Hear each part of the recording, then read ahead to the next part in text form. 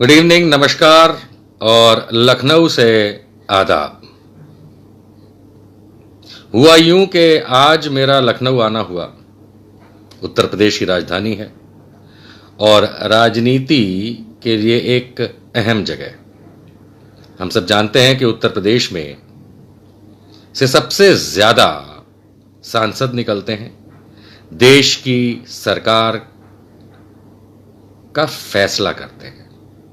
उत्तर प्रदेश की राजनीति एक बहुत ही महत्वपूर्ण राजनीति मानी जाती है, ना सिर्फ इसलिए कि सबसे ज्यादा सांसद उत्तर प्रदेश देता है, ना सिर्फ इसलिए कि केंद्र में जो सरकार होती है किसकी बनती है उसका आधार तय करता है, लेकिन इसलिए भी कि हिंदुओं की एक जो राजनीति इस देश में कुछ समय से खेली जा रही है उसका आधार भी उत्तर प्रदेश से ही तय होता है।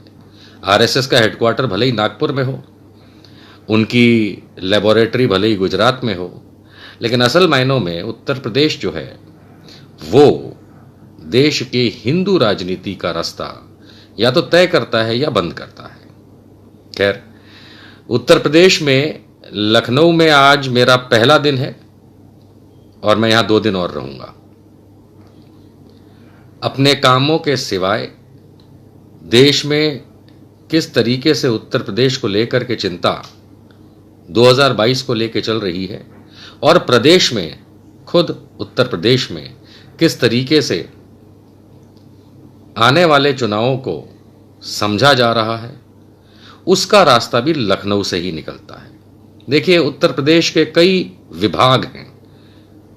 एक पूर्वांचल है, एक बुंदेलखंड है, अवध है, बहुत सारे विभाग हैं, लेकिन सारी की सारी राजनीति जो है वो लखनऊ से शुरू होकर लखनऊ पे खत्म होती है। लखनऊ जिस तरीके का माहौल क्रिएट करता है वही मेरठ से लेकर के गोरखपुर तक और झांसी से लेके पीलीभीत तक का रास्ता तय करता है। सब आ गया इसमें। फिलहाल जो prima facie first ground report मैं आपके सामने पेश कर रहा हूं वो कई लोगों से आज जो फोन पे चर्चाएं हुई, कई लोगों से मुलाकातें हुई, कई लोगों से, ऑटो रिक्शा वाले से लेके, टैक्सी वाले से लेके, पान वाले से लेके, खाना बनाने वाले से लेके, जितने भी किस्म के लोग मुझे मिले, उनसे बातचीत जो हुई उसका पहला आधार इसलिए बना रहा हूं क्योंकि आने वाले 2 दिनों में, जो कि आज के सिवाय है, कल और परसों, मैं कई और लोगों से मिलूंगा और लखनऊ की उस राजनीति को समझने की कोशिश करूंगा जो विधानसभा के इर्द गिर्द मंडरा रही है। हम सब जानते हैं कि योगी आदित्यनाथ इस समय उत्तर प्रदेश सूबे के मुख्यमंत्री हैं। भारतीय जनता पार्टी की यहां पे सरकार है। आइए पहले मैं कुछ ऐसी बातें आपको बताऊं जो आपको शायद सपने में भी ना आई हो। बहुत से लोग इस समय उत्तर प्रदेश में और उत्तर प्रदेश के बाहर बैठ करके जो यूपी के आने वाले विधानसभा 2022 के चुनावों के बारे में गोदी मीडिया में और जिस तरीके से भारतीय जनता पार्टी के डिस्कशंस में और अन्य पार्टियों के डिस्कशन में निकल के आ रहा है, चर्चाओं में निकल के आ रहा है, वो ये है कि यहां पे एक ठाकुर मुख्यमंत्री है और अंदर से आवाजें उठ रही हैं ब्राह्मण मुख्यमंत्री लाने की, जो कि मैं भी जब कभी भी दिल्ली में बैठ करके इन चीज़ों पे विचार विमर्श करता था तो हम लोग भी यही सोचते थे कि एक ठाकुर यानी कि राजपूत मुख्यमंत्री है और लोग चाहते हैं, खास करके आरएसएस के लोग चाहते हैं, भाजपा के लोग चाहते हैं, नेता चाहते हैं कि अब उत्तर प्रदेश में एक ब्राह्मण की शक्ल बाहर आए और सीएम बने। ए.के. शर्मा, दिनेश शर्मा, बड़े नाम सुने, लेकिन ये वो बात है जो राजनीतिक लोग कर रहे हैं या मीडिया कर रहा है। आइए मैं आपको कुछ बातें बताता हूं। ऑटो वाला, पान वाला, टैक्सी वाला, नौकरानी और कई अन्य लोगों जो कि अधिकांश मात्रा में इस प्रदेश में पाए जाते हैं किसानों के सिवाय। मेरी 2 किसानों से भी बात हुई रायबरेली रोड पे। प्राइमा फेसी ये निकल के आता है कि ना ठाकुर चाहिए ना ब्राह्मण। मान के चलिए कि अधिकांश जनसंख्या उत्तर प्रदेश की जो है वो है एससी, एसटी और ओबीसी, यही है तकरीबन 65 से 70% जनसंख्या। और इसीलिए हम जानते हैं कि समाजवादी पार्टी हो, बहुजन समाज पार्टी हो, कांग्रेस हो और या भारतीय जनता पार्टी हो, ये इन्हीं के वोटों के आधार पे सरकार बनाने निकलते हैं। और हो सकता है कि ब्राह्मण के वोट का तड़का और ठाकुर के वोट का भड़का ये उसके अंदर वो डिफरेंस पैदा करता होगा, क्योंकि एससी, एसटी, ओबीसी इन सब के वोट डिवाइडेड हैं। अधिकांश मात्रा में समाजवादी पार्टी और बसपा को मिलते हैं, उसके बाद कांग्रेस को मिलते हैं, और पिछले इलेक्शन में जरूर 2017 के विधानसभा इलेक्शन में भाजपा को बहुत मात्रा से मिले। और इसी वजह से पूर्ण बहुमत की सरकार योगी आदित्यनाथ चला रहे हैं। लेकिन आप मान के चलिए सैंपल साइज बहुत छोटा है, ये बढ़ता जाएगा जब मैं लोगों से मिलूंगा। मैं एक विश्लेषक हूं, मैं कोई सर्वे नहीं करता, मैं भावनाओं की कदर करता हूं, समझता हूं और बताता हूं। और इसीलिए 90% मेरे प्रेडिक्शन सही होते हैं, 10% गलत भी होते हैं, चाहे लोकसभा के हों चाहे राज्यसभा के हों, क्योंकि मैं कोई सर्वे करके नाटक नहीं करता। मैंने जितने लोगों से आज पूछा 3 बातें साफ निकल के आई। पहली बात, मेरा सवाल यह था कि 2022 के चुनाव विधानसभा के जो होंगे उत्तर प्रदेश में, आपको क्या लगता है? अधिकांश लोगों ने मुझे कहा कांटे की टक्कर, कांटे की टक्कर। मैंने पूछा किन के बीच में? उन्होंने कहा भाजपा और सपा के बीच में। फिर मैंने दूसरा सवाल पूछा कि क्या आपको लगता है कि भाजपा दोबारा सरकार बना पाएगी 2022 में विधानसभा में उत्तर प्रदेश में? जवाब मिलता है, अधिकांश जवाब मिलते हैं हम कह नहीं सकते। आइए इन 2 सवाल के जवाबों का एक छोटा सा विश्लेषण करें। मैं मानता हूं कि उत्तर प्रदेश जैसे राज्य में जब भाजपा की सरकार होती है, वो भी जब मुख्यमंत्री योगी आदित्यनाथ जैसा व्यक्ति हो, तो लोग साफ बोलना पसंद नहीं करते, क्योंकि उन्हें क्या पता मैं कौन, आप कौन। जाने सड़क पे कोई मिल जाए ऐसा व्यक्ति जो भाजपा के बारे में गलत सुनना ना चाहता हो, इसलिए लोग साफ साफ मुंह से नहीं बोलते। लेकिन जब अधिकांश लोग ये कहें कि कांटे की टक्कर है, ये एक सूचक है। जब अधिकांश लोग ये कहें कि हम कह नहीं सकते कि योगी की दोबारा सरकार बनेगी या नहीं, ये भी एक सूचक है। किस बात का सूचक है? कि कहीं मन में लोगों के मलाल है, तकलीफ है, परेशानी है, और इसीलिए ना तो वो सच बोल रहे हैं ना वो झूठ बोल रहे हैं। हाँ, मोदी जी जैसे कहते हैं मन की बात, ये आम जनता अपने मन की बात छुपा जरूर रही है, क्योंकि योगी या भाजपा के सामने एक अनजान व्यक्ति जैसे मैं, क्योंकि जब मैं सड़क पे मिलता हूं तो मैं अपना तारुफ नहीं कराता कि मैं कौन हूं। कुछ लोग पहचान जाते हैं, वो बात और है, तो उनसे मैं सवाल भी नहीं करता। लेकिन जो लोग मुझे नहीं पहचानते हैं, जो टीवी नहीं देखते, मैं उन्हीं से सवाल करना ज़्यादा बेहतर पसंद करता हूं, क्योंकि उससे मेरे ख्याल से जो मन की बात होती है, असली सच्चाई जो होती है, वो निकल के आती है। तो जब लोगों ने, अधिकांश लोगों ने मुझसे कहा कि कह नहीं सकते कि 2022 में भाजपा दोबारा आएगी या नहीं, और साथ में उन्होंने ये भी कहा कि कांटे की टक्कर होगी भाजपा और सपा के बीच में, ये एक सूचक है कि योगी आदित्यनाथ के ऊपर से, भारतीय जनता पार्टी के ऊपर से लोगों का विश्वास हट चुका है। क्योंकि अगर विश्वास होता, अगर योगी पे या भाजपा पे वो भरोसा कर रहे होते, तो सीधा सा जवाब आता कि हाँ भाजपा आ रही, योगी बनेगा। लेकिन लोगों ने ऐसा नहीं कहा। ये ग्राउंड रिपोर्ट है, लखनऊ में बैठा मैं आपसे बात कर रहा हूं, लाइव बात कर रहा हूं। तो जब लोगों ने साफ तौर पे एक असमंजस की परिस्थिति दर्शाई, इसका एक ही मतलब निकलता है कि योगी और भाजपा कॉन्फिडेंट नहीं है। अब आती है तीसरे सवाल की बारी। सुनिएगा बड़ा ध्यान से। अधिकांश लोगों ने मुझसे जब ये बातें कही तो मैंने उनसे पूछा कि योगी क्यों नहीं? भाई आखिरकार मीडिया तो बड़ी तारीफ करता है, योगी क्यों नहीं? अब आप सोचिए क्या जवाब हो सकते हैं। कुछ लोग कहेंगे कि नहीं देखे कोरोना का हाल नहीं संभाला सही, कुछ लोग कहेंगे ब्राह्मणों को पिटवाया, कुछ लोग कहेंगे कि पूरे उत्तर प्रदेश राज्य को दुर्दशा में लाके छोड़ दिया, कुछ लोग कहेंगे कि योगी को काम करना नहीं आता। यही आएंगे आंसर्स? नहीं, एक भी आंसर ऐसा नहीं मिला मुझे।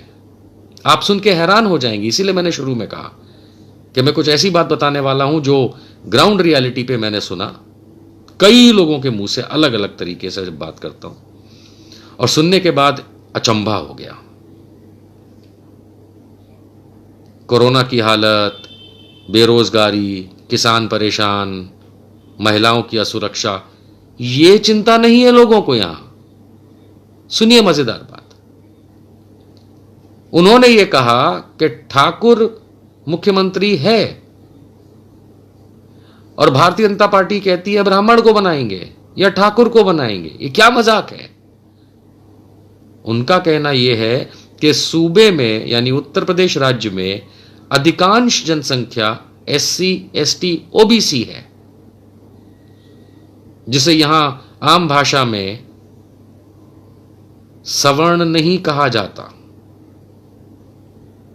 इन लोगों की डिमांड है कि किसी भी पार्टी की सरकार आए, मुख्यमंत्री एससी, एसटी या ओबीसी में से होना चाहिए। यह है कमाल की बात। अब ठाकुर या ब्राह्मण मुख्यमंत्री नहीं चाहिए लोगों को उत्तर प्रदेश में, वो कहते हैं हमारा व्यक्ति होना चाहिए, हमारा। और इसमें कई सारे मतदाता मुझे ऐसे मिले जो भारतीय जनता पार्टी को वोट देते हैं और उनका कहना यह है, सुनिए, उनका कहना यह है कि केशव मौर्य क्यों नहीं बन सकता उत्तर प्रदेश का मुख्यमंत्री, क्योंकि वो निचली कास्ट का है। कहते हैं हमको तो अपना आदमी चाहिए, हम तो भाजपा को तब वोट करेंगे, ऐसा इनका कहना है। हम तो भाजपा को तब वोट करेंगे जब मौर्य को मुख्यमंत्री पद का दावेदार बनाया जाए। अब आप इन तीनों सवाल के तीनों जवाबों के पहलुओं को जोड़ के देखिए। पहले सवाल का जवाब था कि कांटे की टक्कर होगी भाजपा और सपा में। दूसरे सवाल का जवाब था हम कह नहीं सकते कि योगी रिपीट करेगा या भाजपा रिपीट करेगी कि नहीं। और तीसरे सवाल का जवाब था कि हमको एससी, एसटी, ओबीसी में से ही कोई मुख्यमंत्री चाहिए, और ये वो लोग बोल रहे हैं जो 65% से ज्यादा उत्तर प्रदेश की पॉपुलेशन है, जनसंख्या है। इसलिए ये जो कांटे की टक्कर है सपा के साथ, वो अखिलेश यादव की वजह से है। मुझे दोहराने की जरूरत नहीं है कि अखिलेश यादव ब्राह्मण या क्षत्रिय नहीं है। कह नहीं सकते कि योगी आएगा कि नहीं वापस। ये आम जनता जो भाजपा को मत देती है, वोट देती है, वो इसलिए कह रही है क्योंकि उन्हें अगर भाजपा खुद एक एससी, एसटी, ओबीसी मुख्यमंत्री पद का दावेदार दे दे तो शायद वो भाजपा को वोट कर देंगे अधिकांश मात्रा में। लेकिन भारतीय जनता पार्टी या आरएसएस ऐसा नहीं करेगी। लेकिन इसमें एक भाई साहब मुझे मिले, मैं नाम नहीं बताऊंगा, उन्होंने बहुत ही महत्वपूर्ण तर्क दिया। जब मैंने उनसे पूछा, मैंने 4 लोगों से ज़्यादा लोगों को यही सवाल वापस नए सिरे से पूछा। मैंने कहा कि भैया, भारतीय जनता पार्टी तो जानी जाती है कि वो एससी, एसटी, ओबीसी में से किसी को नहीं बनाती, वो तो सिर्फ ठाकुर या ब्राह्मण में बनाती है, चाहे वो मुख्यमंत्री हो चाहे कुछ भी हो। तो जवाब क्या मिला आप सोच नहीं पाएंगे। इन लोगों का जवाब यह था, अलग अलग समय अलग अलग जगह पे लखनऊ में इनका जवाब यह था कि जब नरेंद्र मोदी ओबीसी होकर भारतीय जनता पार्टी की थ्रू प्रधानमंत्री बन सकता है तो केशव प्रसाद मौर्य या कोई भी अन्य व्यक्ति जो कि एससी, एसटी, ओबीसी हो, वो मुख्यमंत्री क्यों नहीं बन सकता। बड़ी इंटरेस्टिंग बात है, ध्यान से समझिएगा, बड़ी इंटरेस्टिंग बात है। और इसीलिए यहां कांटे की टक्कर है। भारतीय जनता पार्टी के फाख्ते उड़े हुए हैं। मैं ये नहीं कह रहा कि ग्राउंड रिपोर्ट अभी तक जो मैंने देखी उसमें समाजवादी पार्टी की कोई साइकिल जो है वो तेज निकल रही है, लेकिन वो कमल को रौंदती हुई जरूर दिख रही है। कमल का फूल रौंदा जा रहा है, क्योंकि इसमें आपको याद रखना चाहिए कि जैसा हम लोग आम जिंदगी के अंदर रोज ये कहते हैं कि वो भाजपा का है, वो कांग्रेस का है, वो सपा का है, ऐसा नहीं होता। वोटर जो होता है वो किसी का मेंबर नहीं होता। आम मतदाता जो होता है वो खाली नागरिक होता है, जो जैसी पॉलिसीज बताएगा, जो जैसे काम करके दिखाएगा, उसके हिसाब से, या राजनीति में किस तरीके से आगे बढ़ा जाएगा उसके हिसाब से मतदाता वोट देता है। और इसलिए आज की तारीख में मैं ये कह सकता हूं कि बाकी लोग तो ठीक, लेकिन भारतीय जनता पार्टी का भी जो बहुत बड़ा वोटर तबका है, उसमें से कुछ अंश जो मैंने आज लखनऊ, क्योंकि राजनीति उत्तर प्रदेश की लखनऊ से निकलती है, उसमें यह निकल के आता है कि भारतीय जनता पार्टी अगर किसी SC ST OBC को 2022 के विधानसभा चुनाव का मुख्यमंत्री पद का दावेदार बनाती है तो उसकी जीत पक्की है। लेकिन अगर Bharatiya Janata party SC ST OBC में से किसी को उम्मीदवार नहीं बनाती है, ठाकुर ब्राह्मण नहीं चलेगा। तो इसका मतलब है कि समाजवादी पार्टी, जिसकी साइकिल इस समय चलना काफी अच्छे से शुरू हो चुकी है, वो कमल को इसलिए रौंद देगी क्योंकि भारतीय जनता पार्टी को पिछली बार जितना भी SC ST OBC वोट मिला था 2017 में, उसमें से बहुत बड़ा तबका अब समाजवादी पार्टी और कांग्रेस को वोट करेगा।